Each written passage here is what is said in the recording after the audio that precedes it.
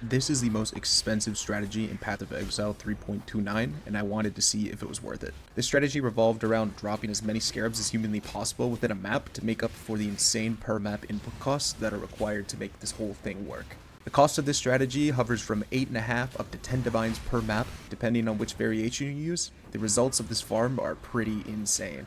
We will be using 3 Allflames of the Ethereal, 1 Bloodline Scarab, and 1 Betrayal Scarab of the Allflame.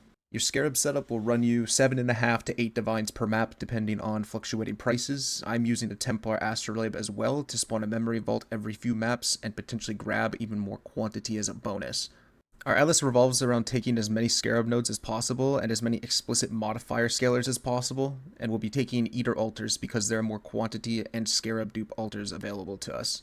Down here, we will spec into Ultimatum so that we have a higher chance at Ultimatum Scarabs and try to drop that Ultimatum Scarab of catalyzing. We are also taking the nodes that have 100% increased chance to drop Divination Scarabs and 100% increased chance to drop Ambush Scarabs because they are relatively common and expensive Scarabs. The mechanics I'm blocking to keep Scarabs from spawning are Breach, Legion, Expedition, Abyss, Delirium, Ritual, and Blight. This acts as a filter to keep the non-desirable inexpensive scarabs from dropping. We have a better chance of finding large value scarabs dropped from outside of these mechanics, so I will be blocking them, hoping to drop more from other mechanics such as Kalguran scarabs or Trarthan scarabs or Harvest scarabs, for example. Make sure you do take a peek at the prices to see if there's been a spike in any recent time for these scarabs, because it may make it worth it to run those unblocked. After 200 maps of testing, there's 2 types of maps I'll recommend.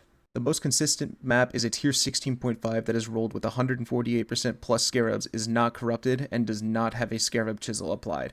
One of these is what it looks like. We will be applying the scarab chisel and the delirium orb ourselves. It is cheaper to do it this way than buying them pre-made. Your map will look like it has 198% plus scarabs on it by the time we are done. These maps I was paying anywhere from just under a divine to about 1.5 divines per map before the chisel and the delirium orb. A less consistent map setup, but still has good potential, is high quantity and mid scarab rolls. So that would be a scarab roll of 88% plus with 90% item quantity on it. We would do the same thing applying the chisel of scarabs and the delirium orb onto it. These maps are a lot cheaper at about 60C per map. The high quantity helps drop a lot of scarabs as well, and more raw divines than a pure scarab ruled map. Running these maps takes around 6 minutes. I've gotten it down to about 5.5 minutes once I got the layout down of the crater map that we will be running. These maps do need to be run on crater because it has the highest mob density, which means more monsters in packs and more Allflame packs to replace them.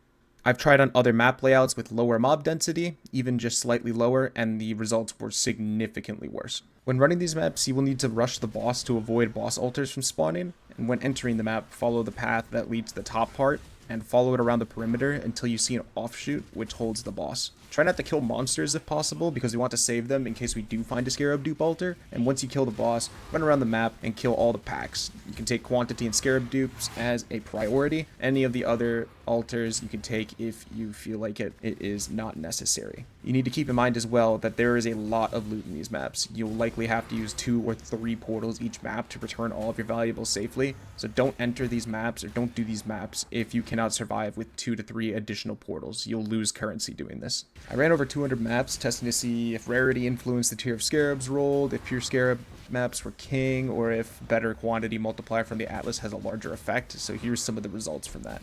This is a summary page of a lot of the data that I had collected, including the input cost, the type of output I got, the amount of scarabs I got per map, and then scaling it down for a scarab dupe altar if I did find it. I wanted to drop as many scarabs per map as possible since we can influence which scarabs can or cannot drop via the atlas. High quantity maps drop the largest amount of scarabs, but after running a few more maps after this sample, it seemed to average at about the same as the high tier scarab maps. You also need to keep in mind that rarity does not influence the tier of scarab that is ruled. You'll drop the same tier of rare or mythic or extreme scarabs as in high ruled scarab maps versus ones with rarity.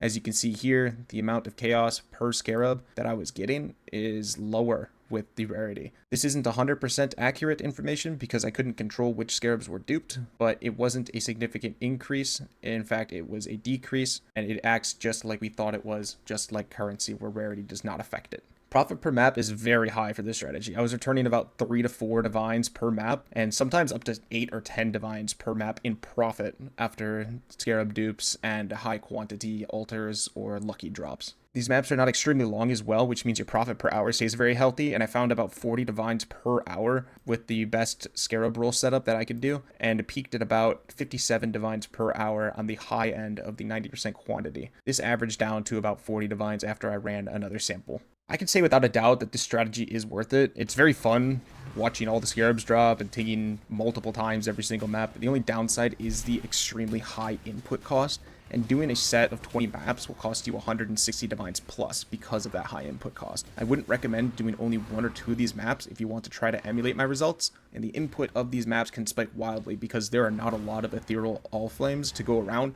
and at times I was paying 2.6 divines per Allflame, which adds an entire divine per map of input costs compared to normal. It's still worth it to run it, even if the price goes up to 3 divines per map, but you lose a good chunk of profit per hour. You should still sit healthy at 20 divines profit per hour plus. So let me know if you have any more questions about this farm and how scarab drops work. I'll be working on a project to find the weights of scarabs as best as possible to see if we can determine which mechanics are most effective to block based on the price of each respective scarab. I'll update in the future when I get those results, but otherwise I'll see you in the next one.